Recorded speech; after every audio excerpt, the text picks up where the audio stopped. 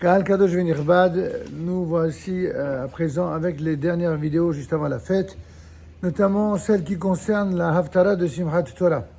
La Haftara ainsi commence par Vahi Aharemot Moshe Aved Adonai, Vayomer Adonai Yoshua Binun Mishael Moshe Lemor. Il advint après la mort de Moïse, serviteur d'Hachem, que Hachem dit à Josué, fils de Nun, disciple de Moïse en ces termes: Moïse, mon serviteur, est mort, et à présent, lève-toi. En effet, après la mort du plus grand homme d'Israël de tous les temps, Moïse, voici qu'il faut qu'il y ait une succession.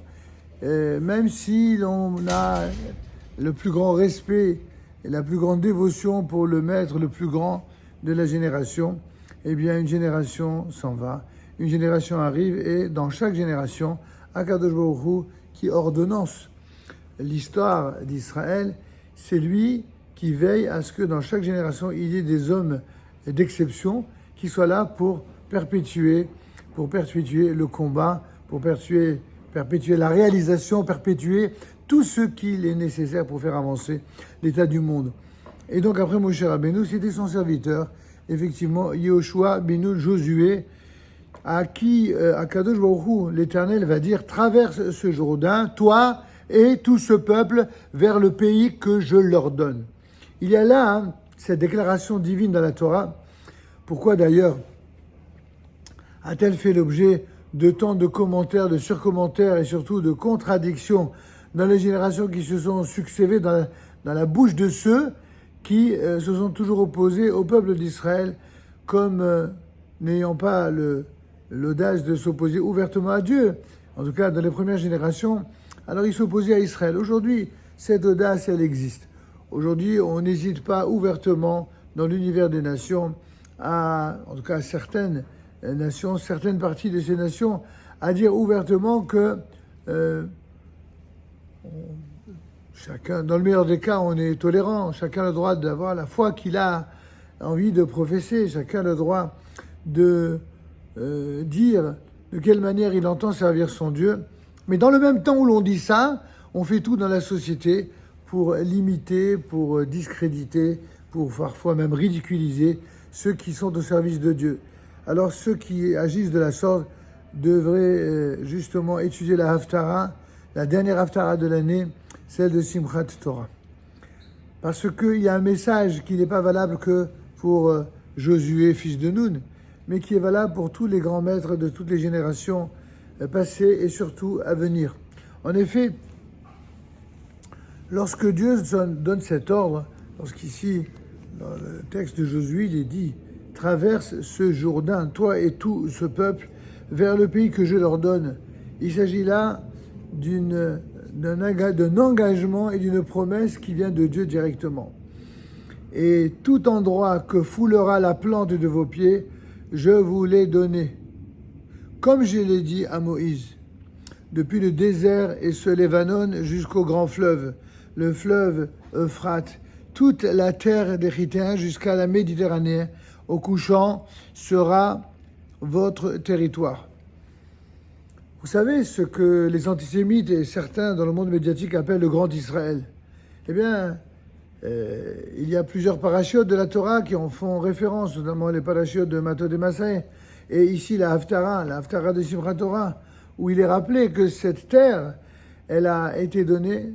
Et le paradoxe, c'est que cette terre qui a été donnée par Dieu au peuple d'Israël, eh bien, a fait l'objet de contestations autrefois comme aujourd'hui.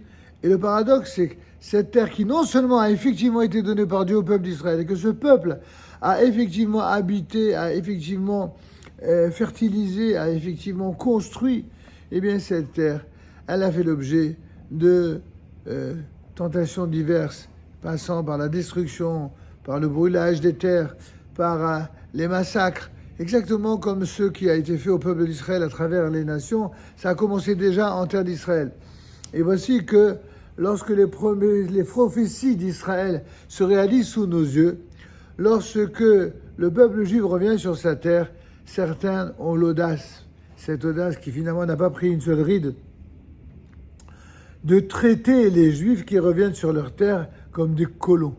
Il faut véritablement, au moins qu'on puisse dire, il ne faut pas manquer d'audace pour arriver à dire ce genre de choses.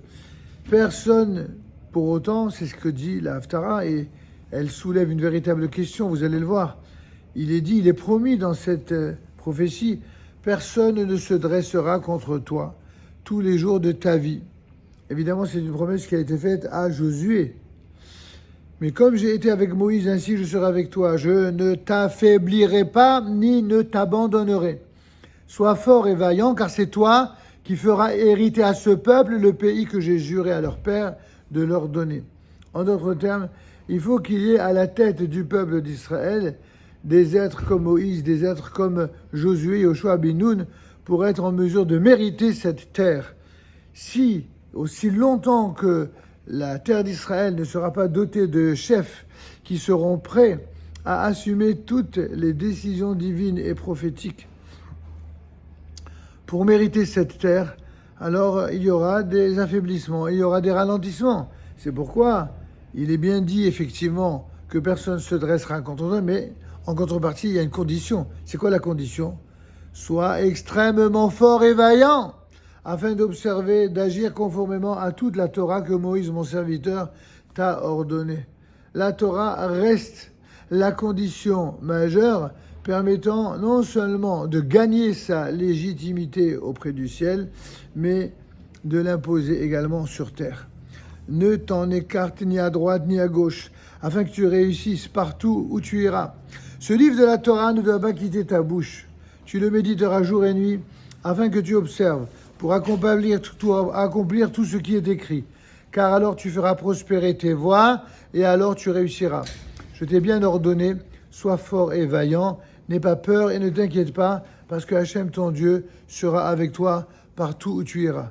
C'est sur cette prophétie que s'achève la Haftara de Simchat Torah, comme pour nous dire et pour nous promettre et pour nous rappeler que autrefois, mais aujourd'hui comme autrefois, eh bien, ce sont les mêmes règles, les mêmes conditions qui s'imposent.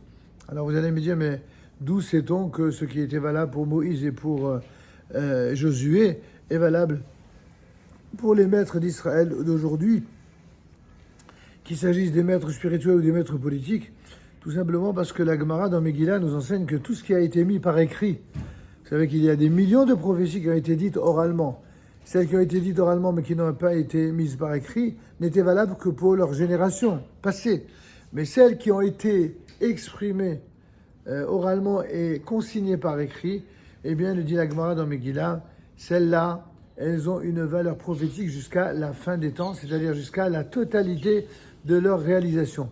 Nous voyons donc que pour revenir à ce que d'aucuns appellent le Grand Israël et ce que nous appelons tout simplement Israël d'après la Torah, eh bien, il faut être méritant. Il faut être méritant, c'est-à-dire méritant auprès de Dieu, auprès des hommes, et être le plus exemplaire. Exemplaire pas selon l'exemplarité des règles qui proviennent des eaux mêlées de l'ensemble des nations, mais comme on l'a expliqué longuement ici, il faut de la part du peuple d'Israël d'abord s'armer de courage, de force, de conviction et de fidélité à la Torah d'Israël, et à partir de cela, être capable de se doter des qualités d'intelligence, de sagesse requises pour voir dans chaque nation ce qu'elle a de meilleur. Ce qu'il y a de meilleur dans chaque nation, alors il faut bien sûr l'adopter et il faut, j'allais presque dire, l'adapter au mode de vie de la Torah afin de constituer ce devoir d'exemplarité que Akadosh Baruch Hu, que l'Éternel attend de nous.